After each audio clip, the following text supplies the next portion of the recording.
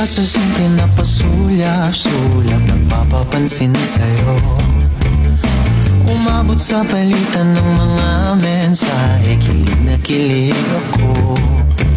Kumusta, kain na, hello, magandang umaga. Ingat ka, pahinga, huwag kang masyadong magpupuyat pa. Naramdaman ng puso na dahan-dahan akong nahuhulog sa'yo.